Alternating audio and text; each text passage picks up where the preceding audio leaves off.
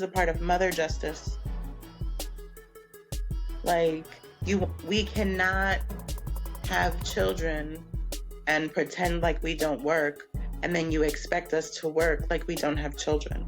Tell me why all the freshmen flooded one of the dorms because they were all flushing their pads and tampons. Like, it never occurred to them, and they were very genuine that should not go through the toilet. And those were those moments where I was like, Rhonda, big senses.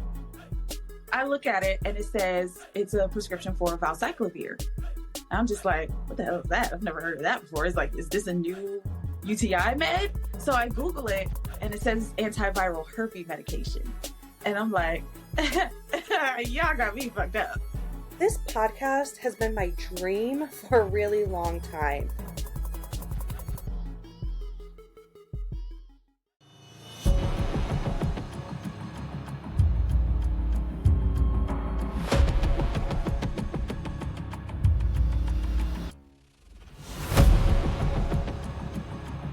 Welcome, everyone, to the podcast, the very special 100th episode event.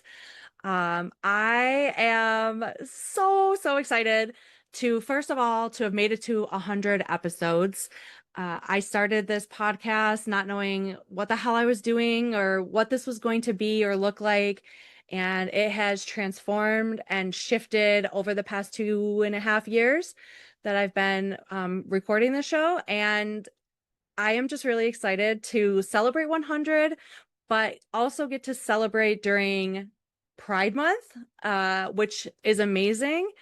And also get to celebrate with some of my amazing guests that are going to catch us up on what they've been doing. We're going to play some games together and we're just going to have a grand old time. This recording will be, of course, audio on everywhere where you get your podcasts. And then there will also be a video portion as well, so you can see our beautiful faces.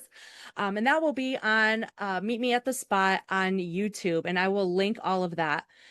This event was designed to be a fundraising event for the National Network of Abortion Funds.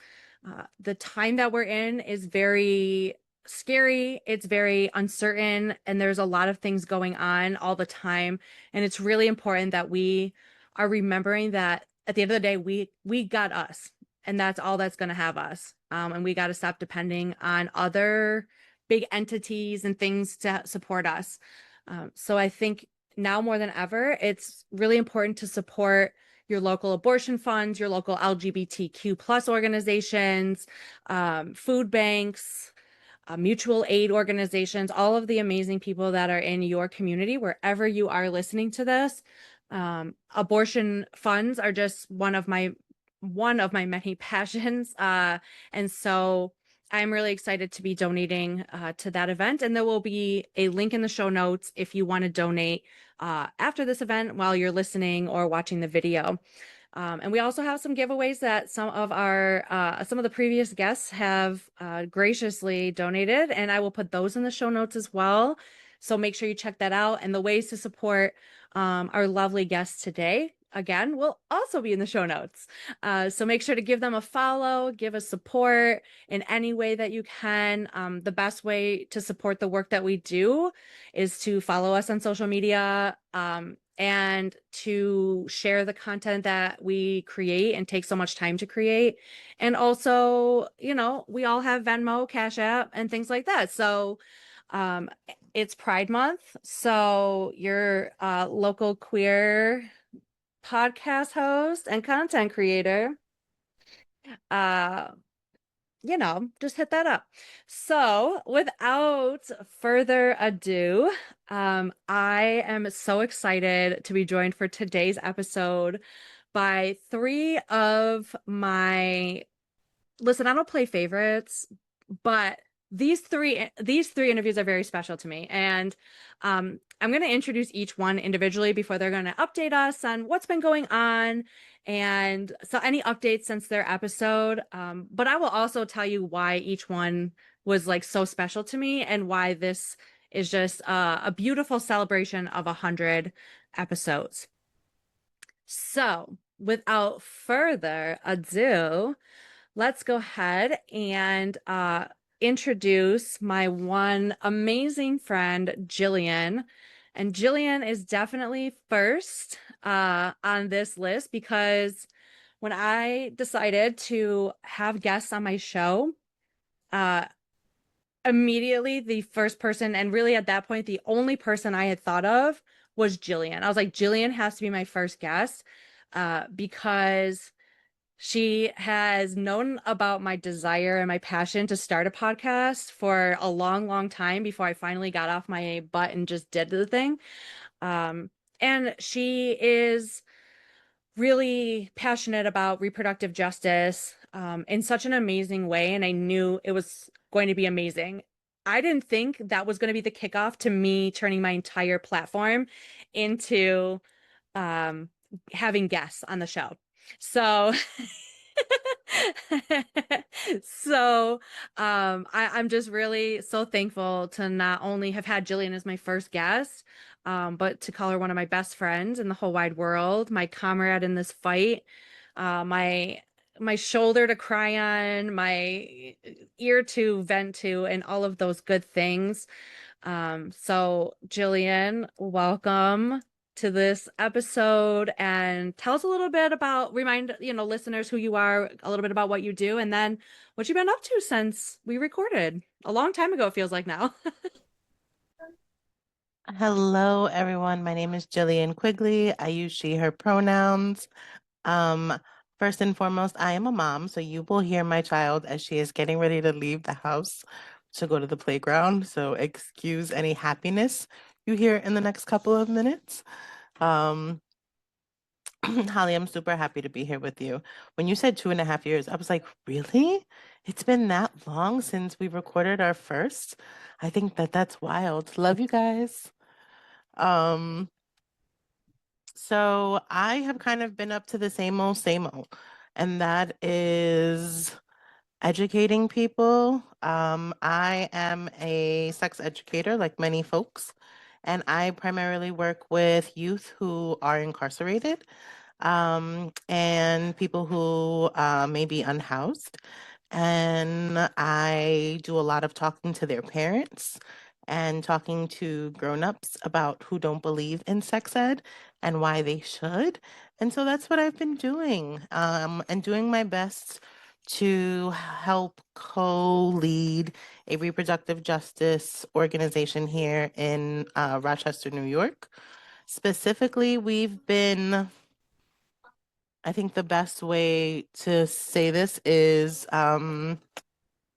building more table, right? And so what that looks like is most of the time, they say, like, if there's no space for you at the table, build your own. And so that's what we've been doing, building our own table and just continuing to invite more people who are interested, anywhere from people who, I don't know, do the actual work and are so far removed but have the heart for it. So that's me in a nutshell. Thank you for having me, love. I'm so proud of you. Thank you. Love you. I appreciate that update, and I appreciate all the work obviously that you do and that I get to do alongside with you. It's always a pleasure to have someone so passionate about it. So thank you. All right, so next, the rest of you get nervous. I'm just kidding. So next is going to be Mel. And I had been following Mel for a long time on social media before I got the courage to reach out to her and be like, "Do you want me on my podcast?" And listen, y'all, Mel makes the coolest content that in my heart, I'm like, God, I wish I could do that. I wish I could be that cool on the internet. And I'm not, and that's okay because that's not my niche. I have my own. And so when Mel was like, "Yes, I'll be on your podcast," absolutely. And that's when I was scheduling 7 p.m. and 10 p.m. Interview slots. And I had a 7 p.m. interview and then a 10 p.m. And I was like, oh man, this 10 p.m. is it's gonna break me. I'm gonna be so exhausted. But as you probably heard in her episode, and you will definitely hear, Mel brings the energy. I didn't go to sleep for hours because I was still like on a high after our chat, because there's just this great energy that you bring and that you continue to bring. And I'm so lucky that we've met each other, and I definitely consider you such a great friend and so amazing in this work and so necessary in the work that is being done. And yeah, I'm so glad that you're here and part of the celebration. And Mel has given this group our nickname, the Sex Ed Avengers. We are superheroes. So just know that that's going to be my whole personality now. So Mel, tell us a little bit about yourself, remind the listeners, and then what have you been up to since we've chatted? Yes, happy to be here. Hi, everyone. I am Mel, she, her pronouns. I I have to address what you said. You know, it's crazy that you said you had to work up to reach out to me, because when you reached out to me, I'm like, does this lady know I'm just a kid? Like, I just like, I feel like my content is so sporadic. It's kind of like all over the place. So the fact that you noticed me, that you reached out, I was like, oh, like I make sense. Wow. Like that was very validating for me. Um, Let me see. So what I've been up to. So I think when we talked, did I graduate college, my master's yet or no? I think you were just getting ready to graduate or had just graduated. Oh my God, I can't believe it. It would make sense because this week was my 1 year anniversary at my current job. So I got a master's in women, gender, and sexuality with a focus on masculinity, machismo, and violence prevention. And all the haters said that you'll never get a job in your field. And guess who got a job in her field the month after graduation? Hey, so I am a violence prevention educator for a domestic violence shelter. I work with basically everybody. We have contracts with high schools. So high schools I go to once a week every semester, and I work with those like evil little teenagers and trying to make them understand how patriarchy ruins their lives and why we should not do that. Then I also have like I'm by request, so sometimes a church will request me, a nonprofit, somebody, what's it called, the hairstylist, because a lot of the trainings that we do is to help people who are also professionals. Like, let's say you run an office, you're a manager, you do whatever. How could you best support somebody if you found out that your employee is in a situation of domestic violence? So we give like a little crash course on like, these are the signs that your employee may be dealing with some type of trauma. These are resources. There's always us that they can go to. So sometimes I'm arguing with an 80-year-old. Sometimes I'm arguing with a 17-year-old. My day fluctuates. That's my soft girl, wholesome life, but my Catwoman life, what have I been up to? My Jillian is Candace. You've met her, Holly. So we've been like plotting behind the scenes, like the more restrictive laws get in Florida or in the United States, we're like, the more we got to get it together. But we're the Avengers with the ADHD, so things take a long time. But we're getting to it. I feel like I've been doing a really good job at like supplementing my education outside of school. So I'm the person that signs up for like literally anybody who's offering a class on any topic that has to do with reproductive health.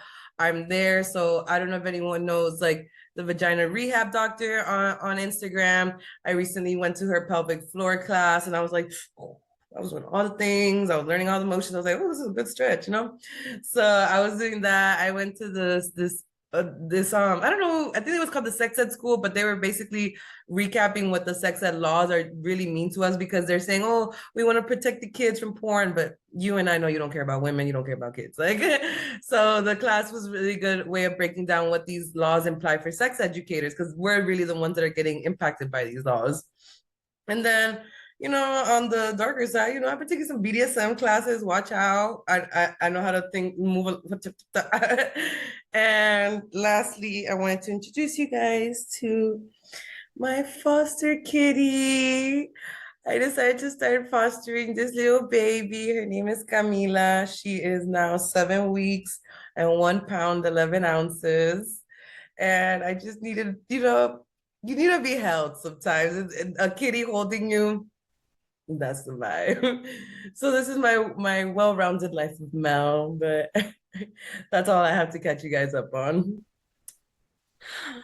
Oh my God. I'm not really a cat person, but We match. Look at her hair. I know. Oh my gosh. No, I love all the stuff that you do. And when I had found out that you live in Florida, I was like, who she is doing the Lord's work out here. And so I just love that you are still kicking ass, and still doing your thing and then taking it to another level because that's where I'm at too. I'm like, listen, you're gonna restrict laws, you're gonna do all this stuff, then I'm gonna sex ed harder and better and do it more.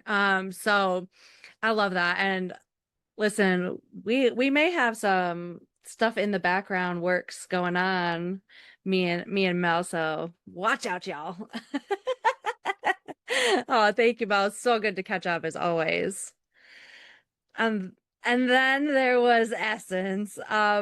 Essence, my new bestie.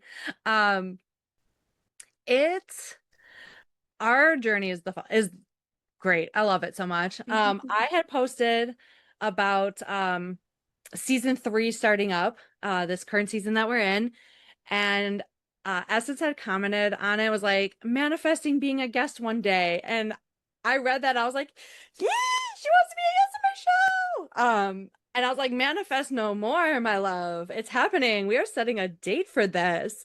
And our energies just like clicked when we had our chat and our interview. It's the Leo twin flame. Like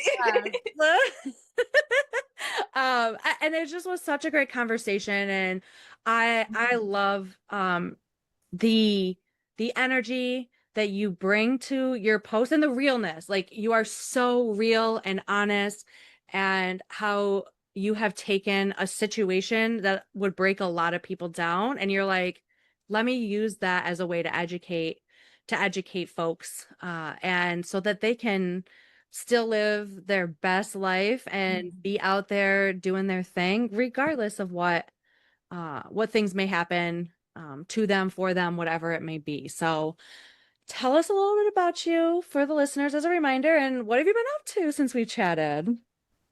hello, beautiful people. I'm Essence. I am the sex enthusiast.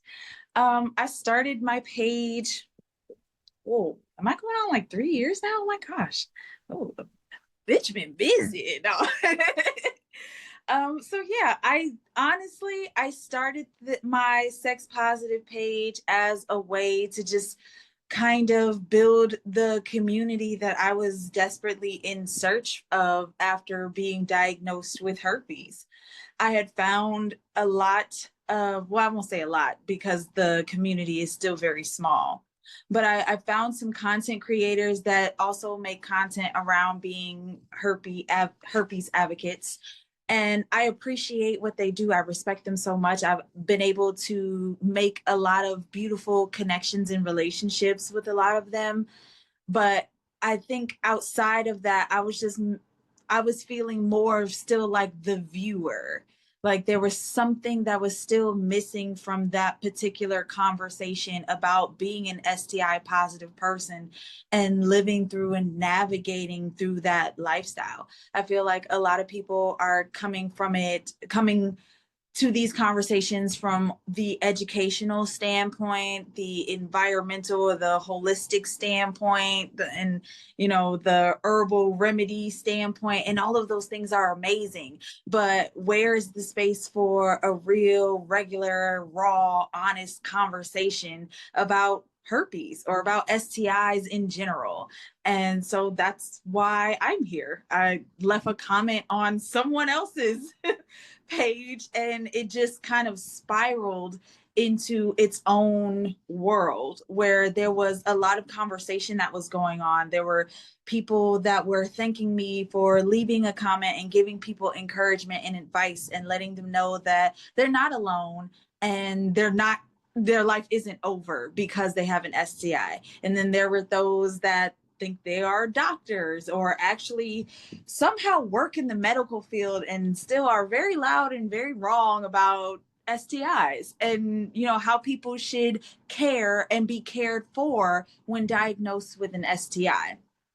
So I think that the more that we allow ourselves to have these conversations, the easier they become, the more informed that we can become. And hopefully we can actually make the changes that we want to see in our sexual health and wellness. You know, we're so worried about the spread of STIs, but we're not talking about the spread of STIs. So that's why I'm here. As far as what I've been doing, I'm gonna be honest, I haven't necessarily been doing a lot. Like my page has kind of has to take a back seat because of my job and because of my child. You know, being a parent comes first before everything. So now that the school year is over and my son is spending the summer with his dad and my job as a tutor has come to an end. It was fun while it lasted, but now mommy gets to pour into mommy. So I get to go after what I want. And it was funny because I was literally just listening to our podcast episode, and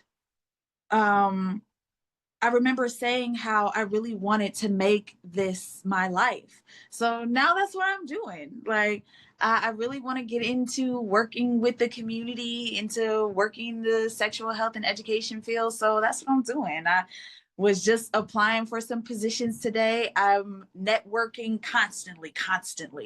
Like, I actually I don't know if it's too soon to tell, so I won't say much, but you're gonna see me doing some coaching and some marketing and some advertising very, very soon. So yes.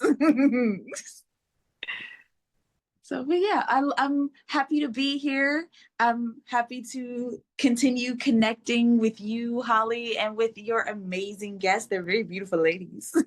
So I'm looking forward to having a good time tonight. Oh, I love that and love you for that. You are just see y'all see now how we just became best friends, right? Like immediately I was like, I don't know what to tell you, Essence, but we're best friends now, so you're gonna have to deal with it. And then I almost just messed up our whole friendship, but thankfully you're such a beautiful, forgiving, amazing human being. And I appreciate that. And Wait, because I think it's so funny. And I don't want you to feel like you should ever have to apologize for that, because we are, first of all, we're Leo. So we be running around at a million miles an hour and sometimes things fall through the cracks. But as a Leo, we understand, we here with it. So it's okay. It's like, I get it. I love you. I take no hard feelings from it. And it's a good thing that it happened that way, because now we're here. So yes, let's do it. yes, things happen for a reason. I am a believer of that. And I appreciate you. And one thing that you said that really stuck out, you're like, things have kind of taken a back seat. And that's okay, right? Like I think it's always important for us to remember that rest and taking some time and taking steps back does not mean that we've stopped or given up. It just means that we need to recharge a little bit so that we can be the amazing human beings that we are. Rest and joy, right? Like they hate to see us happy. The haters hate to see us happy. And so for me, having joyful, amazing human beings around me and part of this work and guests on my podcast is my way of basically saying like, fuck you haters, you know, that's just how I do it in a nice way. But I also make posts and just straight up say, fuck you haters as well. So I do, you know, it's balance, right? It's balance. So and I appreciate you all for being here so much. And I won't make you talk at all, Kristen. But for those watching in the video, you'll see a producer and see how everything is just moving so eloquently. And that is because one of my amazing friends, and even though we don't work together, we're still work wifeys. Kristen is taking care of all of the background tech stuff so that we can all focus on just having a really great time. And so I just wanted to give a shout out to Kristen for being amazing and making us all look fabulous today. All right, y'all want to play a game? Y'all want to have some fun? Okay. So we're going to do a spin the wheel game. Well, if you guys said no, we were still doing it anyways. I just want to let you know. So I made it sound like it was a choice. All right. So for those listening in the audio, we have a beautiful wheel with several categories. We have food, sounds, definitions, perfection. I have to do the Parks and Rec. The worst. And then a weird fact. So we're gonna spin the wheel. I'm gonna ask a question and feel free to popcorn your answers, and yeah, let's get to know each other a little bit more on a different level. So Kristen, give that wheel a spin. That's my game show host voice, y'all. Oh yes. All right. So our first topic is weird fact. So for this one, what is a weird like sexual health fact that you know, or something that you've been told that you're like, I used to believe that was true, and then I learned it was not true, and it was so wild.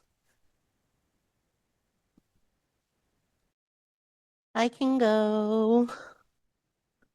How someone tastes is totally dependent on how well or not well you are eating, right? So if you don't want to taste like battery acid, drink more water. If you want to taste better, right, drink more water and eat better. But eating pineapples and eating a honey bun is just the same amount of sugar, okay? You will not taste like pineapples, right? But you might taste a little more sugary because you've got more sugar in your system. So that's one of my favorite ones, especially when my teenagers are like, Miss, what does sperm taste like? I'm like, it's a great question. So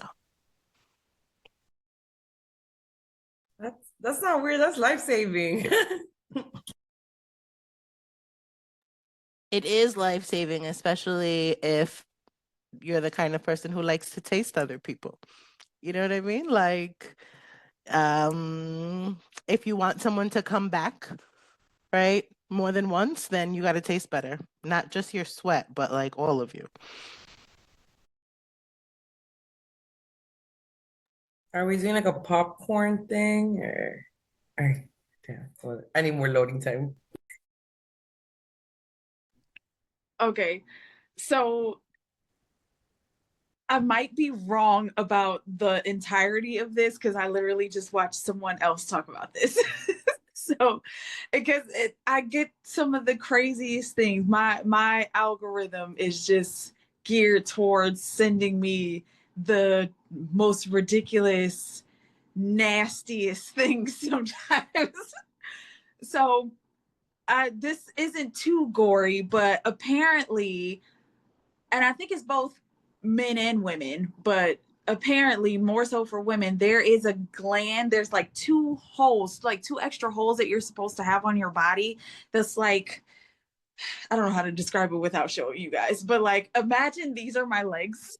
It's like my feet would be up in the air. So then like right here on my thighs, like closer to my butt, would be like two glands that you can't really see that like secrete some type of oil or something like that, and they can get blocked.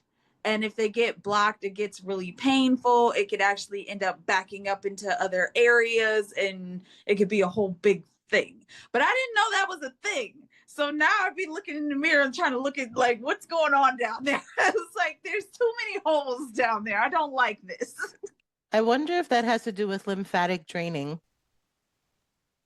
You know what? It probably does. I would hope that that's what that's for, because what is that for? I watched the video. It was like 3 to 5 minutes, and I still don't understand what that was for. Like, Well, for those of you who have never had any vaginal boo-boos, as I have, I've had some surgeries in my pelvic area.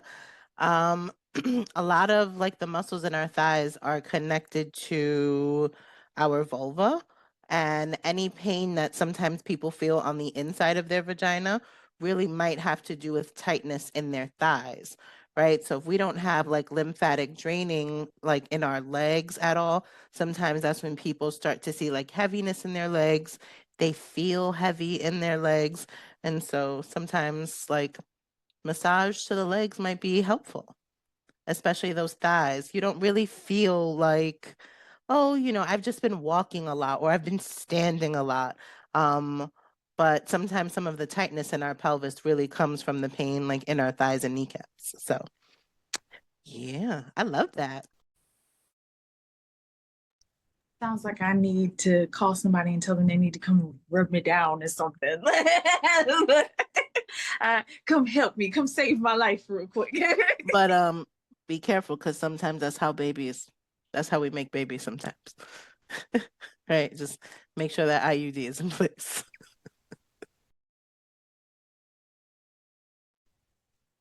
I was thinking weird when we first started. So I was like, did you know that balls kind of like scrumple up when they're pooping? Like, I was thinking weird. And then I'm like, oh, we're factual weird. Okay, so factually, I would like to let you know, men's booty hole, that's the button. And I think that's why they're scared to unlock that button. So if you're a man watching this, touch your booty hole. One time, fun fact, I had a man say something to me nasty because I had a pride flag with me, right? And I was in my car and we were both driving and he decided to say something stupid to me and I screamed out the window, "Don't be mad at me because your G-spot's in your booty hole." And I kept driving. He was like I didn't know what else to say. Because what can you say? It's true. Mad at me. Go talk to God about that, bro. No, I think the weirdest part for me was also, okay, have you guys seen what like the clit, like the full clit, like around the thing? That looks like a drone to me. I was like, you're telling me that's inside of me? That was wild for me to find out. Holly's looking around for her body parts right now. So I was like, so I have so this is a great time to also plug that I now have on my website, that's sexeducator.com. I haven't even marketed it yet. But I do have 3D printed reproductive models that you can order. You can customize them completely. And things like that. You can decide what color, you can decide the size that you want them, all of them. And I was like, oh, let me go get mine. And then I was like, don't stand up, boo, because it's hotter than balls where I live. And full disclosure, I'm not wearing pants. So I was like, I was about to show you so much more than you all bargained for this. Hey, this is the show to do that though. This is the show. Coochies and don't be shy. Yes, I want one. Okay. I want a black one. Hold on. Okay, hold on. I need to tell the two of you something. And if you don't know, because she does not take pictures at this angle. Holly's got the biggest onion booty, bro. Oh. Okay. I could tell. I can't say that, but I'm sure when you stand up, people are like, okay, so we would be going from podcast to OnlyFans, honey. Someone told me about doing something. Why are you holding shit back? We could have gotten 10 more ticket sales had you done an OnlyFans video on this. Come on.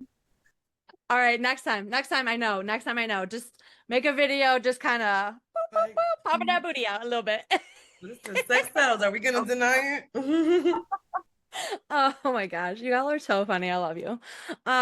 Yes, but the clitoris is it's a lot, because like we just learned that it's like this little tiny little thing right above the opening, right? And it's like, no, it's not. It's this whole structure. And so the 3D models that I have available, that's sexeducator.com in my shop, it is a vulva and removable clitoris that comes out from the back. So, and you can make everything your own colors and things like that. So, and there may be a little promo code in the show notes for folks who want to order one. So I got y'all for that. See, I bet if I ordered it, I bet the first like 30 minutes of me opening that package is me still being like, wow, like this is sweet. It's one of my favorite things to show people, because then, like, especially people who have a vulva, right? My favorite thing to tell them is, when we get horny and sometimes it feels like we can feel our heartbeat in our, vagina, they're like, yes, That moment, I'm like, okay, so this is the scientific part that's filling with blood that creates that heartbeat feeling. And they're like, I'm like, you're not bugging. Everything you feel is very realistic, right? But That nobody pussy ever does taught have a people. heartbeat. Yes. Oh my God. Thanks for the closure. Yeah, absolutely. Right? Like it's one of those things that people are like, yes. And then also, right, when you talk about like things like masturbation, what happens when you pull your hood back, like, and then get to show them like how the clit can elongate, and they're like, what? Huh? Tell me more. Right? So it's fun to like show people the actual thing instead of being like, all right, now here's a mirror and go look at yourself. Right, yeah. I think it even changes your like, I mean, it does like change your sex, like change your masturbation habits because I feel like, I mean, this is not the show of TMIs, right? So I feel like back in the day, you know, you get a dildo and you're just trying to get like a big dildo, you're just trying to penetrate yourself, and the shit's not working. You're like, oh, it's my vagina. And then like when I learned that, oh no, your vagina is closer to the entrance, actually. You don't need a fucking 9 inch. Girl, calm down. Like then I was like, okay, let me and I've had a way better time readjusting my masturbation to my body. And also now I can give pointers. I can be like, actually, dumbass, you're very far away. Come over here. Like, so yeah, knowledge is power. And power is orgasms. Knowledge is power and power is orgasms. Like I want to make that into a sticker. Okay, Is wait. that the next title? Did I do it If again? you put it on a shirt, I'd buy the shit out of it. Like, So after this episode, available on That's Enough. But I wanted like a slutty crop top. Like, you know, I gotta yes. Listen, like if you guys are serious, I know somebody that makes t-shirts. Like we can have this done by the end of the week. Like, And just make sure it comes in black because I need black all year round. I love black. And then you know what? It'll make our Avengers outfit match. Boom, guys. The future's here. Look, my dog even came because I the tea love was that so we're hot. creating an official uniform for this. Like this is great. If we lived around each other, there's a TikTok that's trending. Have you seen it where like everyone's like by the pool and they throw themselves backwards, but then they reverse it so it looks like you're like, you know, Coming out of the pool. It's the best. I love watching those. we would kill it. Oh my gosh, this is fabulous. Y'all, that was everything. That was so good. All right, we ready to do another one? Now that we got I was gonna say our feet wet, but then I was like, I don't know, that felt weird to say. Anyways, all right, Kristen, spin the wheel. I've always wanted to be on a game show. That's something. Oh, Listen, my dream is to go on Family Feud. Like me and my family watch Family Feud religiously. Like, and we're always rooting for the black family. Like me and my sister came up with a whole song about it. The black people won. The black people won. Black people won. I'm sorry. Like, because we root for everybody black. I got to. I'm sorry. yes. That is my dream show to be on as well, of course. I would settle for Wheel of Fortune. I feel like I could do pretty good in that one too, but I'm getting Family better Feud. at that. Yes. Family Feud, I'm like, I already know who's gonna be on my team. Like I already have them all picked out. Exactly. It's no question.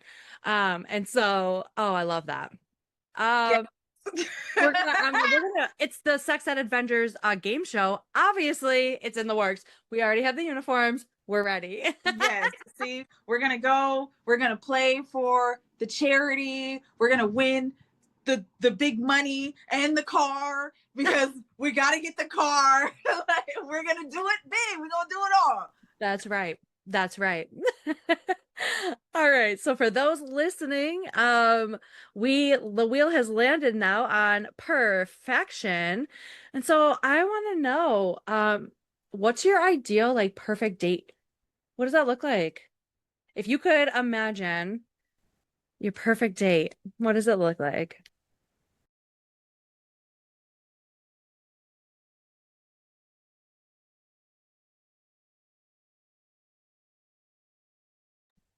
The fact that it's so quiet, y'all.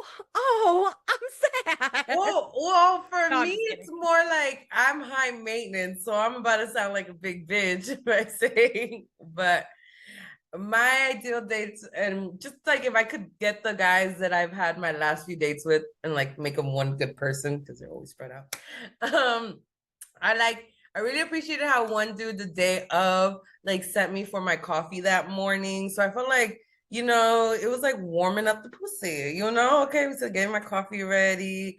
Then he's like, I really like when they are proactive about like the planning part. Like they're not like, oh, whatever you want to do is fine with me. Like go on TikTok, put hashtag Boca Raton restaurants and go find me something cute. And he did that. It was like a rooftop. And he was like a history teacher, so he could match my freak when it came to like mentality. So like it's very rare to go on a date with a man who's knowledgeable. I'm so sorry. I hate being straight. but um but I would combine him with this other dude who was like more spontaneous. He was like, you want to do this? You want to do this? You want to do this? So I love a night that doesn't end. Like we're going from place to place to place. And then if I could build my man workshop end of the night, I can bring in my best eater at the end of the night. So I can just cherry on top, real pampered for. And then I tell him to go by.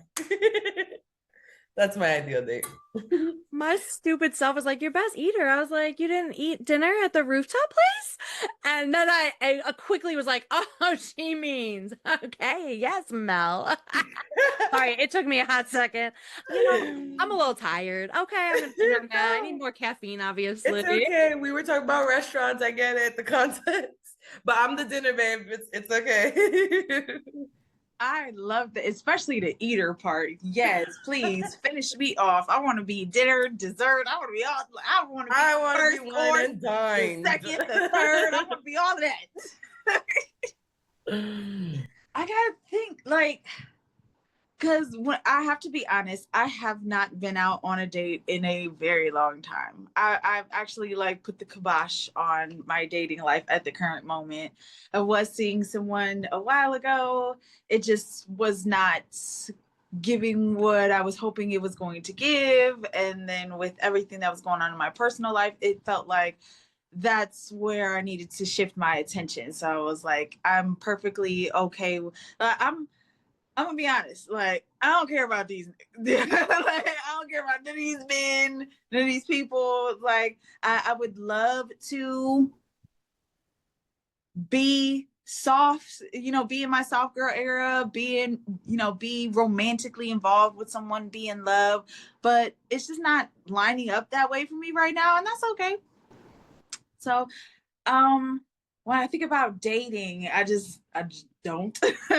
But if I really had to think about what would be my ideal date, definitely going out with somebody that can hold conversation.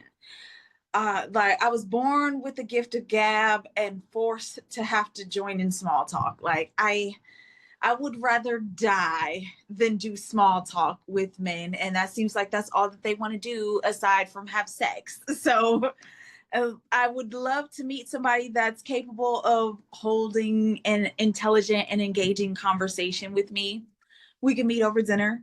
I know this cute little Mexican place that I love to go to. They make this really nice, cute, spicy drink that I like, and you can order me a lot of them, and we can talk while we drink and eat and have fun. I want somebody that's able to teach me how to do something I don't know how to do. Like I like learning new things and engaging in new activities. Don't just be a one-trick pony. Like, it's cool that we can go out to eat. It's cool that we can go to the clubs. It's cool if we can go to the movies and stuff like that. But don't let that be all that we do. Like, let's not. I'm only about to be 30. We don't have to have the soup and salad special and then be home by 7, babe. Like, let's go out and do something. And I want somebody that knows how to rock my fucking world. Oh my God. Like, I don't want to have to tell you anything. I don't want to have to teach you anything. I just want to show up, take my clothes off, and let you take me to town, throw me around like a fucking rag doll. Like, Jesus, just one good weekend of getting it on, and I'll be all right. I don't know if you've ever heard that TikTok audio that was like dick, dick, dick, dick, dick, dick, dick, dick, dick. But that was me for like I have like these periods where I'm like, no, like Is it ovulation time? Ooh, Yeah. ovulation that time. part. I gotta chain myself to my bed. Oh my God. Yeah. Like I gotta turn my phone off and stop talking to people. Like I'm willing to risk it all during ovulation time. And it's not okay. Yeah, during like when I got pregnant, I remember telling my fiance, listen, if you want to ever do a DNA test, please let me know. Like I am okay with that, right? I believe men deserve that. I've seen men go through a lot, and I mean, I know who I got pregnant by. I remember the day we got pregnant, and he laughed. He goes, "Oh, I remember those 3 days too." He was like, I was exhausted. He was like, I needed a nap those 3 days. And I was like, It's crazy because he's saying that, so I'm already catching on that you a freak. and I was like, sir, what are you talking about? He was like, I was exhausted. He was like, I remember. He was like, that Saturday came and I was just like, no more. I need a nap. He was like, and Yes. then you went out. And I was like, I did. I did. So I am about 8 years into this relationship. And so dating kind of looks different, especially with parenting. And so a date is obviously great if there's no child there. Um, that's fabulous. I like to do something new. I like to do something fun, even if it's small.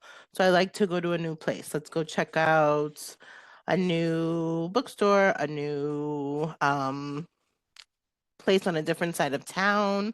But 99% of the time, I like to go and eat at a place that we always go to eat because I like to know that my food is going to be perfect. And so we probably go to the same place and get almost the same kind of meals every single time. And that makes me hella happy. I am going to want dessert, even though he never eats dessert, and he's starting to now.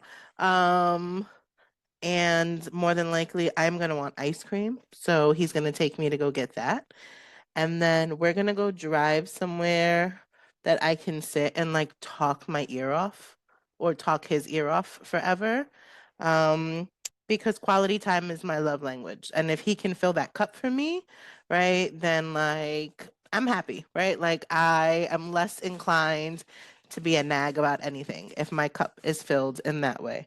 Um, and so, yeah, so I think there's like, for a lot of us, it sounds like there's fun, food, and fucking. Like, that's what we need for like a perfect good date. I just saw another shirt. Yep. I just saw another shirt. Yes.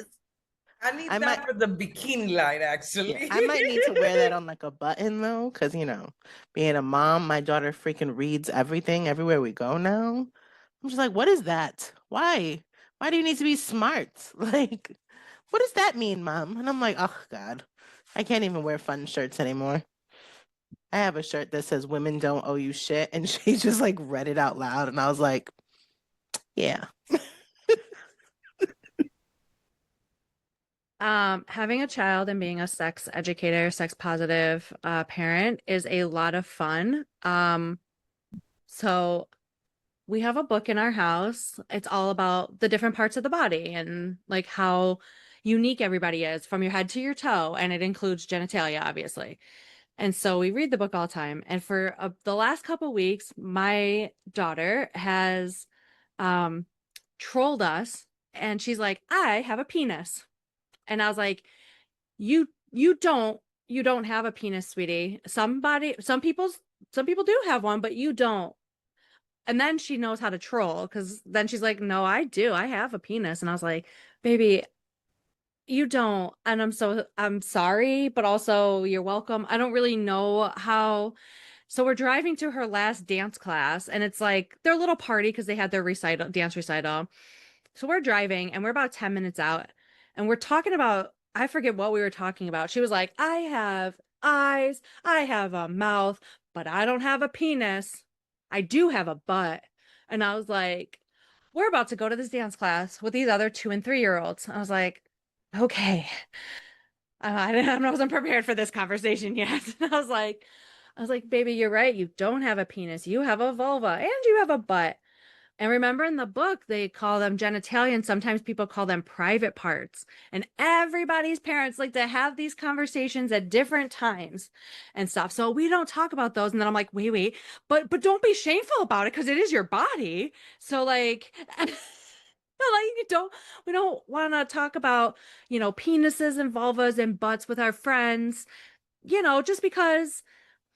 And then I'm like, oh, I'm telling her this while mom makes a living talking about penises, vulvas, and butts. And I'm like, oh God, oh my God, what have I got myself into? She's like, and we also can't talk about eyes. And I was like, you can talk about your eyes. What else could you talk about? And thankfully she didn't bring it up, but I did have to tell some of the moms because we've gotten to know each other pretty well. And I was like, you guys, I'm so sorry if at any point my child starts talking about her vulva or penis. So I'm telling my mom, and she's like, all I can think about is that scene from Kindergarten Cop where the little kid is like, boys have a penis and girls have a vagina. With all this enthusiasm, I'm like, oh, that is going to be my kid. And I'm so glad we live across the street from our elementary school. So it's a quick walk when we have to go there. But yeah, no, it is it's my favorite thing is being a parent as a sex educator. And it's one of the things parents always talk about, like being so nervous about having these conversations. And I'm like, that's normal because sex educators, I've talked about it with thousands of kids over my career, tens of thousands of kids. But not when it comes to my own kid, I'm like, but don't be embarrassed. But also don't talk about it with the other 2 and 3-year-olds because they may not know and you don't actually fully understand what you're talking about. But also I want to encourage that you feel so comfortable saying penis and vulva. And also, crap, I suck at this. Oh my God. I feel like I've had such a similar and unique experience around children and sex education as well. It's like I have my own child. I have a 7.5-year-old because even though he's not here, I swear to God, he would jump out somewhere if I didn't count the half. So he's 7.5. And then I was working as a reading tutor for K through 5th grade students. So there were a lot of conversations. The little girls were talking about they got boyfriends and the older kids were getting caught kissing on each other and stuff like that. And it's like, mind you, nobody that I'm working with at this time is older than 12, but they're all having some sort of in interaction with something sexual going on or some type of sexual conversation that's happening between all of these little kids. So here I am. I'm just a reading tutor. Like, this is what I get paid to do. So I'm not trying to step on anybody's toes. I don't want to, tell you something and you're going to go home and repeat to your mom. And now we're getting phone calls and I'm getting in trouble or anything like that. But it's like, ooh, baby, you're loud and wrong. Like, I'm just going to tell your teacher and to make sure that they tell your mom that she needs to talk to you. But then with my own child, like I remember earlier this year, I had to explain boobs to my 7.5-year-old child because he saw me putting on a bra one day and he's like, Mom, what is that thing? And it's like, you would think that at some point before 7, he would have registered that Mom's got these hanging on her chest all the time. But he's never seen me wearing a bra, putting on a bra or anything like that. So one day I pop out my room and I'm just looking for a shirt and I'm just like, you're in my way. Don't look at me. So I'm trying to cover everything, trying to be modest, but also like, it's my house. Why can't I walk around without a shirt on? It's like, I pay all the bills in this bitch. Why can't I be shirtless? This little boy will not hesitate to snatch off all his clothes, everything but his underwear, and just be running around my house. And it's like, you pay nothing. You do nothing, but you have the most freedom in this house. That should be pissing me off. I'm sorry. Now that I'm talking about it, I'm getting hot. I'm getting mad. But I had to have that conversation with him and explain. I was like, well, son, women have these things called breasts, and we use them to sometimes feed children, but sometimes they're just there. And we cover them. We gotta lift them up sometimes. So we wear these things called bras, and that's it. And it's like, once you have the conversation and you put everything into words, it's like, oh, it wasn't that hard. It wasn't that bad. Why do people make this seem like it's so hard? But I do understand, it's like when it's not your kid, or when your kid is gonna go tell other people's kids this stuff, and it's like, I didn't clear any of this with anybody else. Like, I don't even want to have this conversation with you right now, let alone with anybody else's parent. Can you please stop?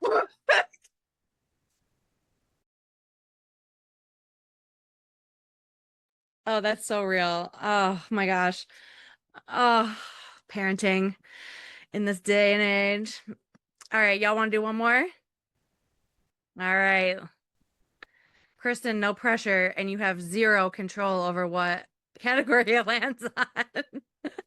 But spin that wheel. Oh, yes. I was hoping we've been talking about food. This was just, it just needed to be, uh, yes, perfect. As I realized, like, I was so nervous and anxious and like, oh, I gotta get this, I gotta do this. I have not eaten dinner yet. So, food. What food best describes your dating life?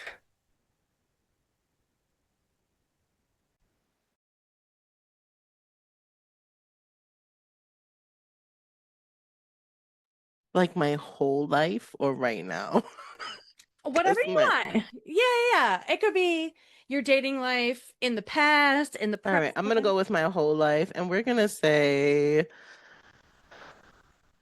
um a dessert charcuterie board.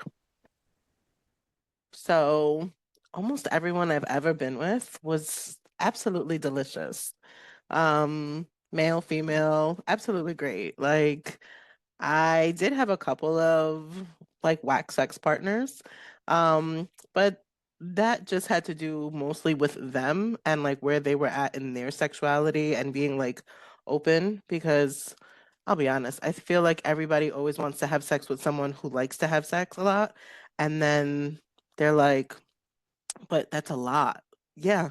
Especially for people who can only come one time, right? And that's usually people with penises, right? Like once they come, a lot of the fun is done. And if on average they're coming somewhere between 5 and 8 minutes, like, right, like at any whackness that happens, bro, that's you. So I would say a dessert charcuterie board because everyone's been pretty okay. Pretty delicious. And then get to choose a little here and there. Very same flavors. I'll be honest, I've looked at my past and I'm like, oh my God, like history just kept repeating itself. Jesus, Jillian, like, did you learn anything? No, like, I did a lot of kind of like what Melissa was talking about, right? Like, I took this person and all their great qualities, and I found another person who had those qualities and just added a little more. Like, I got my perfect little Build-A-Bears, and they're all cute and chunky. Like, they were fabulous.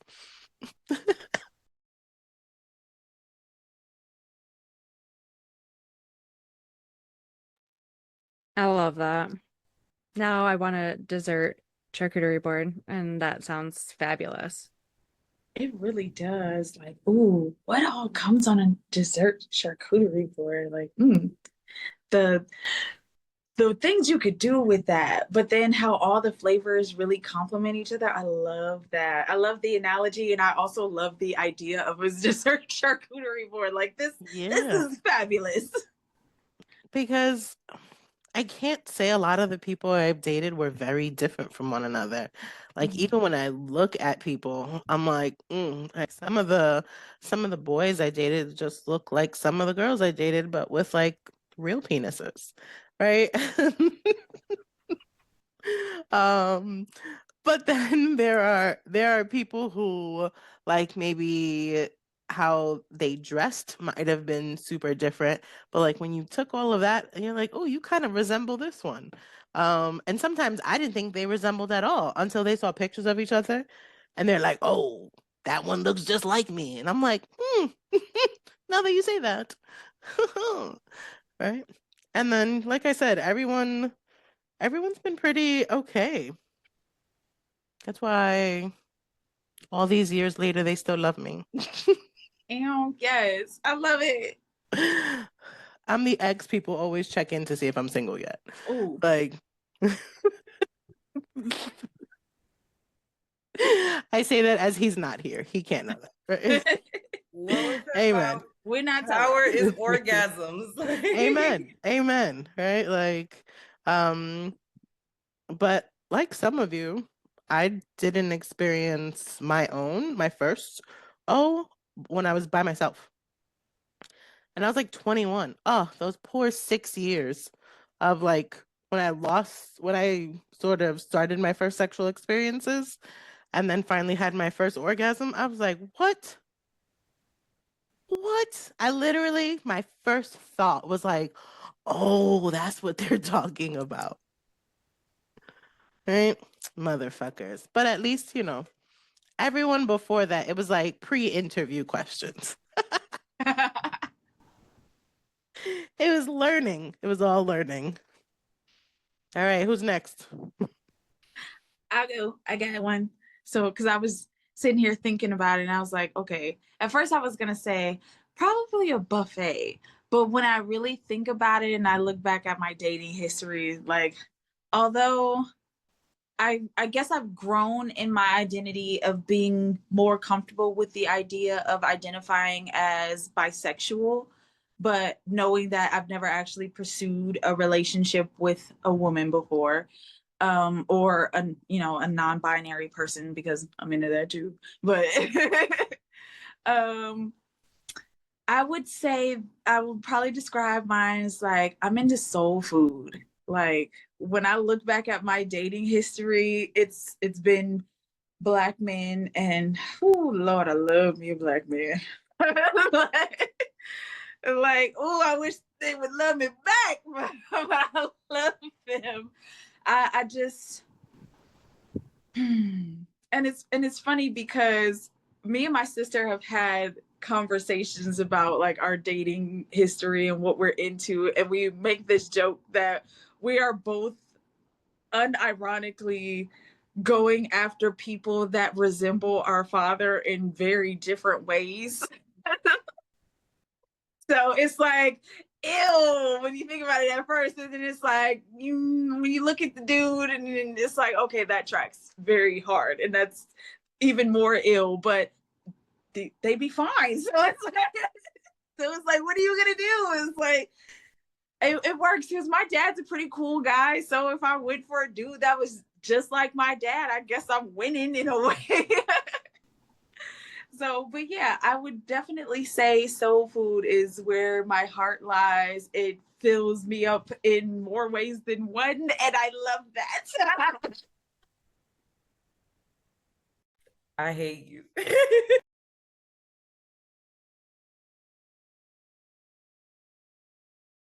Okay, so I guess that leaves me, right? Okay. I'm a variety pack. Whatever you can envision, whether it's chips, chocolate, whatever, I'm a variety pack. Like, I think who I've had romantic feelings for, like we were talking about, the daddy issues are strong. They don't vary too far. I somehow love my arch nemesis, a super machista looking man. I don't know the science. I don't get it. But to put myself out there, I've been with the Latin America, from the top of Mexico all the way down. So that's why I feel like I'm a variety pack. I and then I don't know. I feel like I've also had like random goals. Like sometimes I'd be like, oh, I want to fuck a Sagittarius. I want to fuck a Virgo. Like I don't know, stuff like that. So that's why I'm like, I like variety. Oh I my want to try God, everything once. do not fuck a Virgo. Please don't do it. It's like talking to a Virgo. So I feel like we wouldn't mix because it'd be like a bigger dick contest. Like Virgos, we don't fuck with Virgos. But the Scorpios, they've had me on chokehold. Tauruses, makes sense. The Tauruses have had me on a chokehold. The Pisces, they wake up the anxious attachment style. The Aquariuses chat me up and give me a good time. No complaints on the Aquarius. Yeah. So I'm a September 5th Virgo. Now, September female 8th. Virgos love them. Male Virgos, They are very different. They're I so think dry. Like I feel like women, we take our Virgo-ness and we're like, and then male Virgos were just like, I hate the world, I hate you, I hate this. Like, I think a lot of it is because that perfectionist, right? Like women, I think regardless of zodiac sign, right? There's like this perfectionist thing in women, right? And we sort of learn how to ride that wave. But Virgo men, men are not expected to be perfect in this world. And so I think they're so much more harder on themselves and on other people than we are. Um, I think we use our criticism really well, and I think they don't. I think they're way more critical on themselves than they are on other people. They got to learn how to switch that shit up.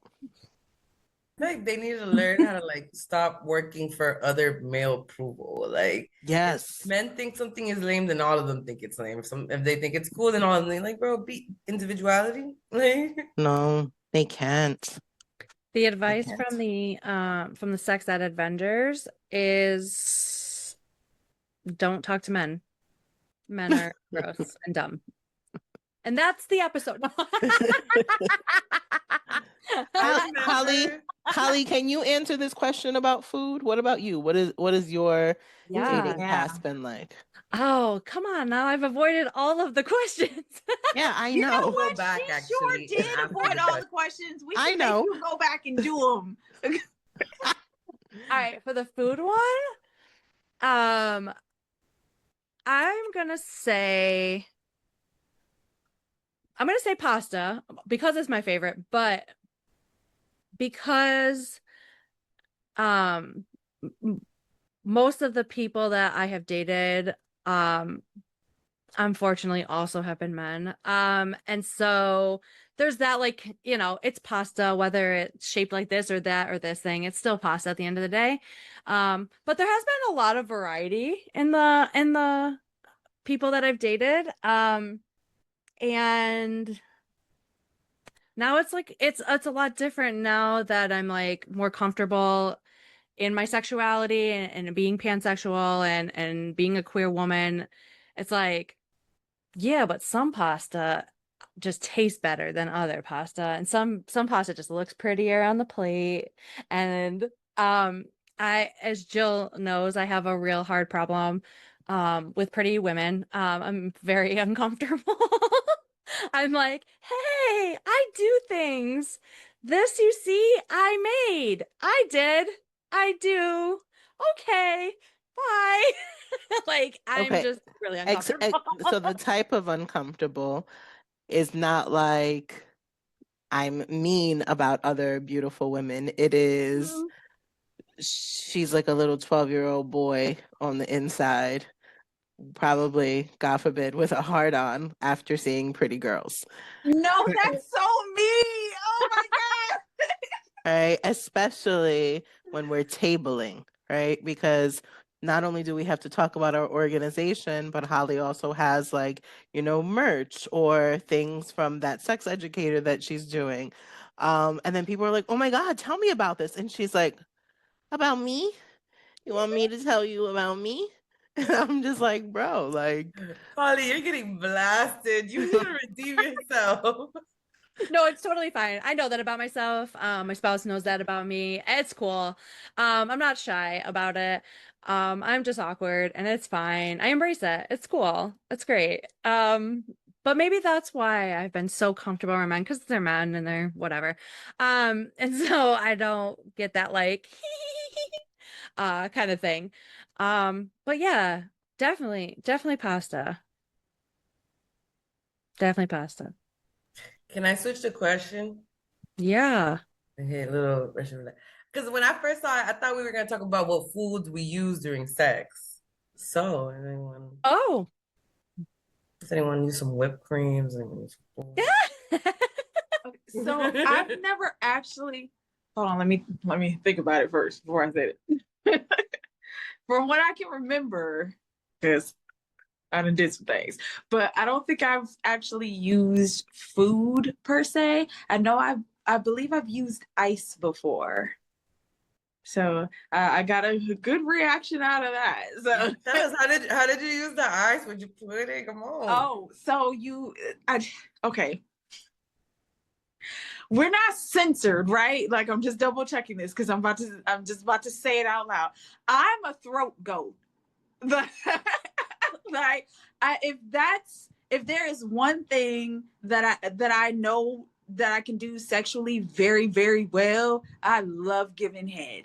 I'm the master at that shit. I can bring a man to his fucking knees, and I love that shit because it is power, it is control, it is the funnest thing in the world. I love to watch a man squirm. Like I love to hear him beg for mercy, and he can't tell me no or do shit to stop me. Like, so I will sometimes, if I like him enough, and if I feel like he deserves it, I'm gonna take a piece of ice and I will put it in my mouth, like a tiny piece, because a little goes a long way. But you take a piece of ice while you give him a blowjob, and you don't let it touch him. You just let it like cool your tongue, and you kind of like sit it up under your tongue, and you kind of just like work your tongue and the rest of your mouth around him, and that's what provides the pleasurable cooling sensation. But then the warmth of your tongue doing what it's doing is gonna make him do what he's supposed to You do. need to host a class, and I'm your first buyer.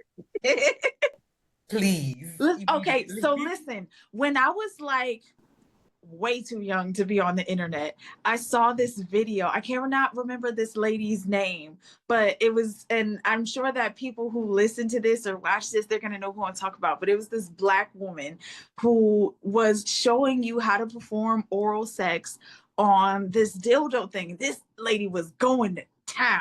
She had a grapefruit and some other shit, and she was just working it. Like, Was she based in Africa by any chance? I'm not sure. I don't think so. It's like, I know if I type a couple of keywords into Google, I know I'm gonna find it. So, but it was a really long time ago. I was definitely in high school the first time I saw this, and I was definitely I was probably on Tumblr because I was really into Tumblr back then. But yeah, I was on a site that I had no business being on, looking at shit I had no business looking at. So that's how I kind of got into it and kind of like learned some of the skills, and then the rest of it is just like practice.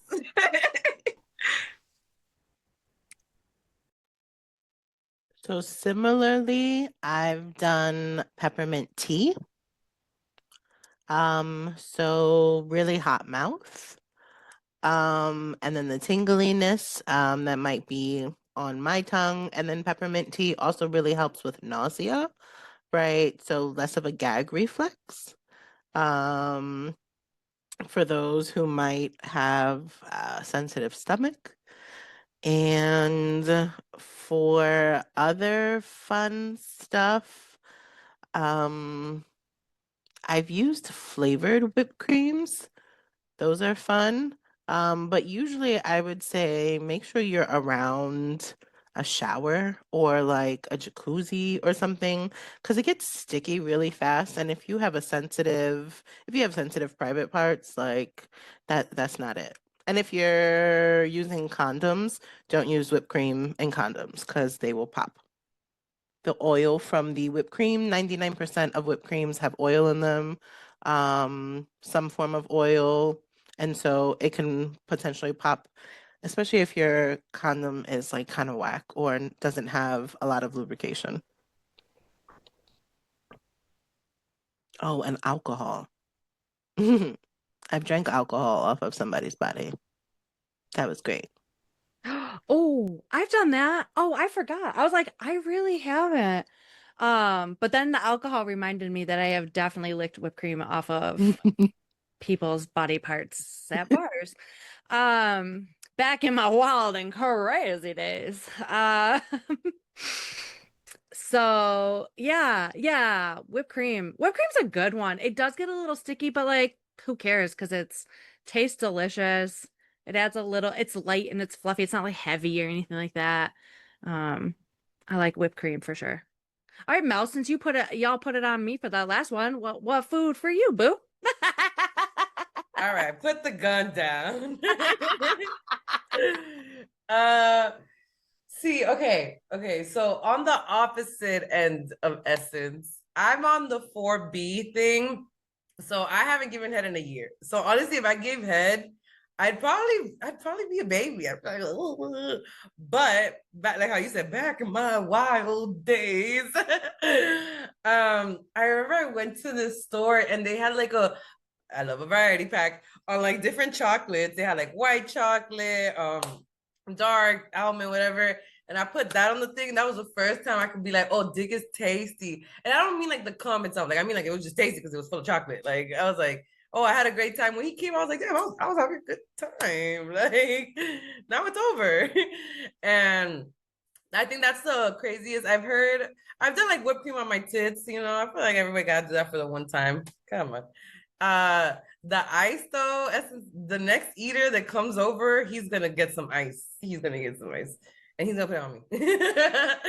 But yeah, I've heard like, okay, the gays in my life, they be telling me the craziest story. And I remember one of my gay homies, he told me he put like a fruit roll up over a dick and had a good time. I don't know how sanitary that is because it's so much sugar, but he said he had a jolly good time. So I feel like you can get creative with them.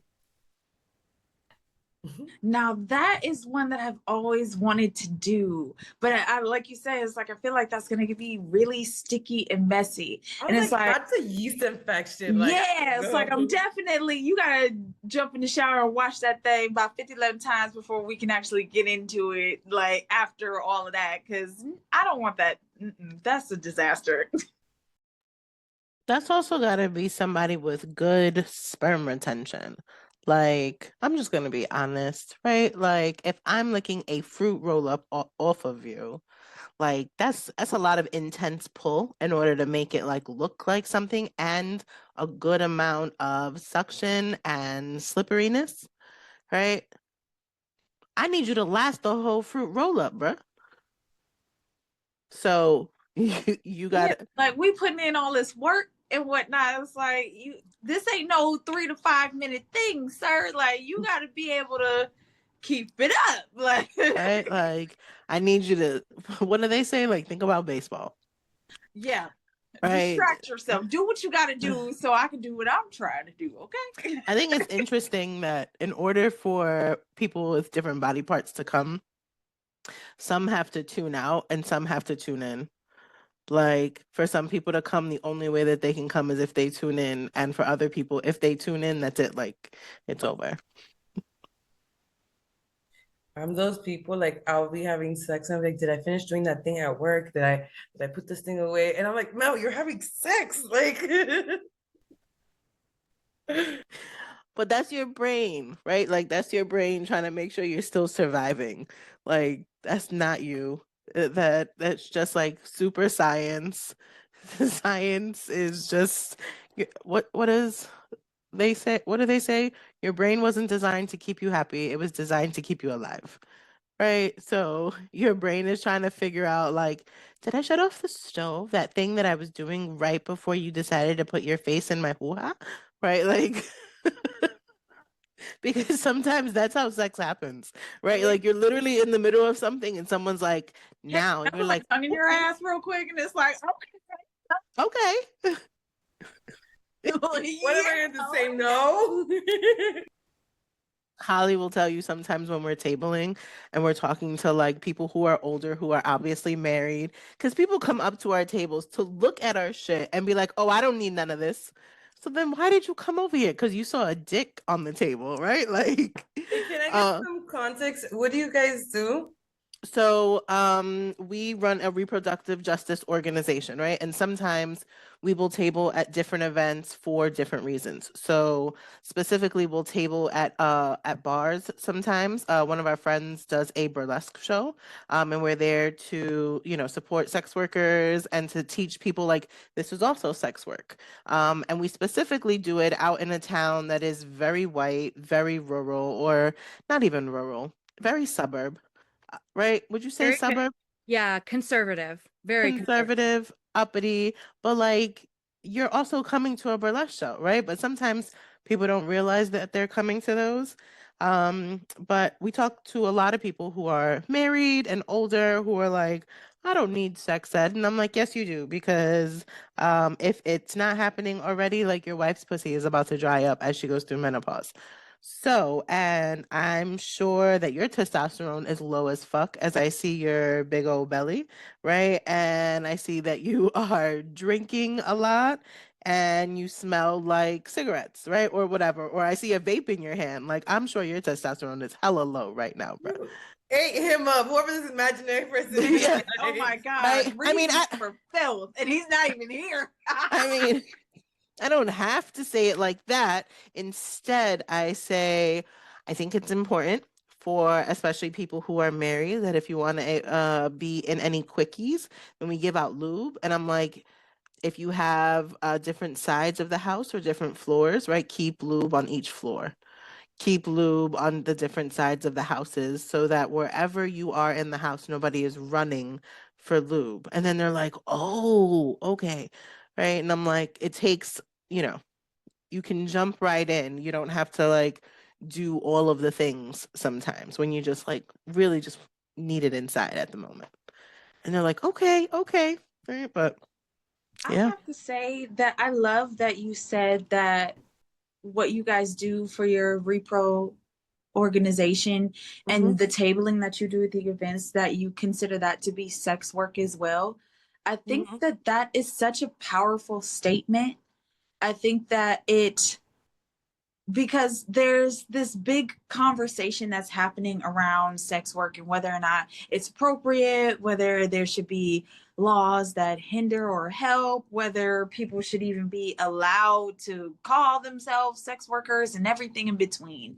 Yeah. And I think that we're ignoring something that is super vital. Like, yes, sex work is the people who get on OnlyFans and bust it wide open for people who are paying the subscription price, but it is also the people who make safer sex kits and you know, make these things accessible to people who are in need. It's the people who sit at the tables outside of these different events giving out information and making sure that people have the knowledge and the access to these different resources. It's a ton of things. It's anything and Yeah. everything in between. I think I 100% agree. And I think it makes people feel better to use bigger words, Yeah. right? To say, like, I work in women's health.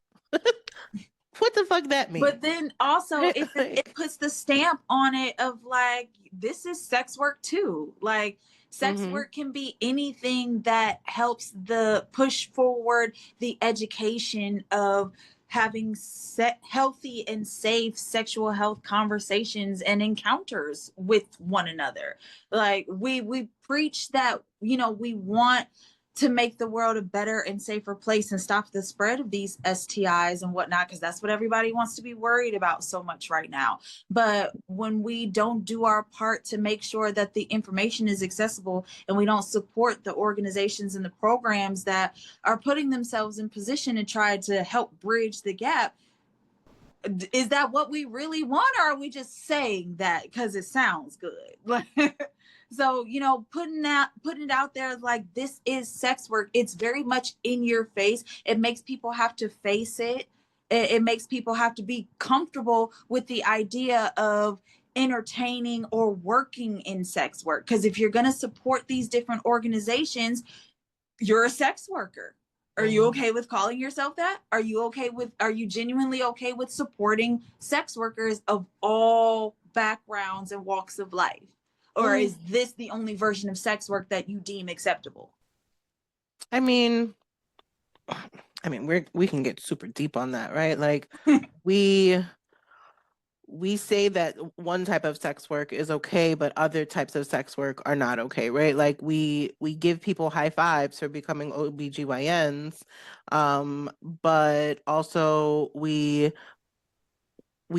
talk a lot of shit to women when they get pregnant and when they don't get pregnant. Right? Oh, you going to an OBGYN? Why? Because you think you got something? Right? Like we think that some sort of reproductive health care is fine, but others not so much, right? We glorify birth, but we don't talk to people about menopause. I think there's a lot of pick and choosing, a lot of that picking and choosing comes from people who don't even need those services, right? Like the powers that be. And if we started to call all of us under the umbrella sex workers, then that wouldn't give, men the opportunity to point fingers at ones that they think are less than them. Amen. Mm-hmm. Yeah. Well, this is a group that could just hold multiple workshops. And I'm not gonna say that I'm low key like, how do we assemble the Avengers again? But the Avengers will be assembled again. I think that's what they right. Yes, okay, cool. I'm like, right? Am I right? If Marvel can make a bunch of Avenger sequels, I don't see why we can't either. Like, I'm down.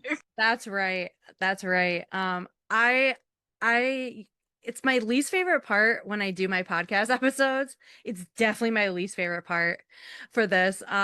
This has been an absolute just delight and joy.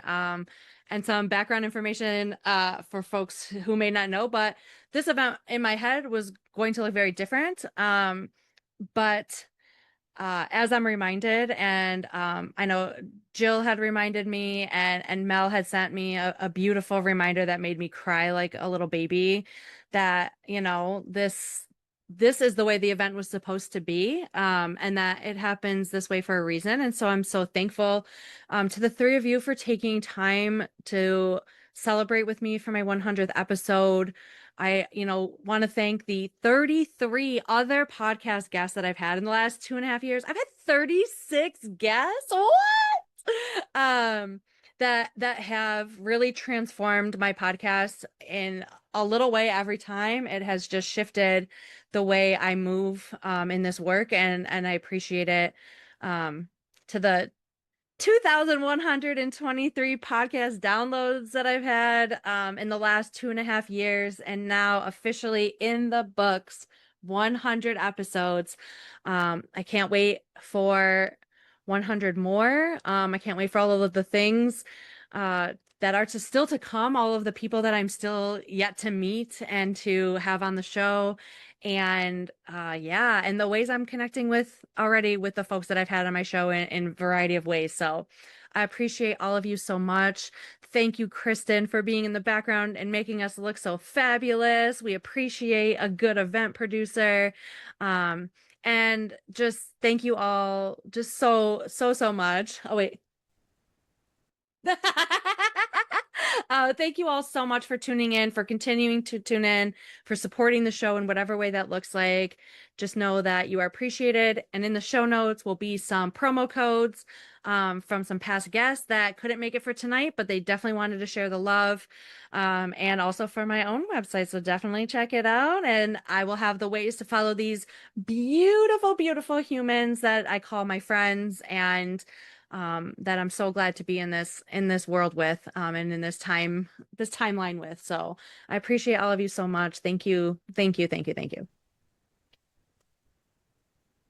Thank you for having us. I plugged in the chat my TED Talk on masculinity. If any of you guys want to give it a little watch, a little thumbs up whenever you get a chance. But would love to regroup with everyone. I feel like this talk could have gone for 3-4 hours. So yeah, definitely. I'm like, what's happening? I'm like, what do you mean this is the part? We're ending already? We just started. What are you talking about? No, really, because I was like, oh, I thought we were going till 9. What? Yeah, like, babe, I can pop off my bra and talk a little more. No, but Girl, Holly, if we keep talking more, I'm gonna be shaking my ass for real. right? That could be the after hours. Holly, you have interviewed enough people to hold your own fucking conference, bro. This is true. Okay, like if everybody held their own workshop just based off of like what you spoke about in podcast, you could literally host your own fucking conference. Let's talk about it. I'm always thinking. Now But, I'm like, I could do that. Okay, so Melissa, in essence, where in the world are you? I am in Boca Raton, Florida. Yes. I am in Cleveland, Ohio, 216 CLE. You know what Yes. it is. All right. And Holly and I are in Rochester, New York. I'm originally from New York City, so I've got a brother in Florida, and I mean, we can't be that far from Ohio, so Road trip. we'll Road have to make trip. this happen. Holly, are we gonna have to be Oprah and Gail and go on like a road trip? You guys gotta go on Family Feud, get the car, come get me, and then Okay, listen, like we can map it out Yes. right now. I love that. Oh yes. Okay. Well, the Meet Me at the Spot podcast and the collab with the Sex Ed Avengers is coming on a world tour now. So get ready. You're never gonna be ready for this, y'all. Oh my gosh. Yes. I love that we're connecting in this way because all three of you bring such unique perspectives, but all give me so much energy in life. So I'm happy and I'm looking forward to more. So love y'all so much.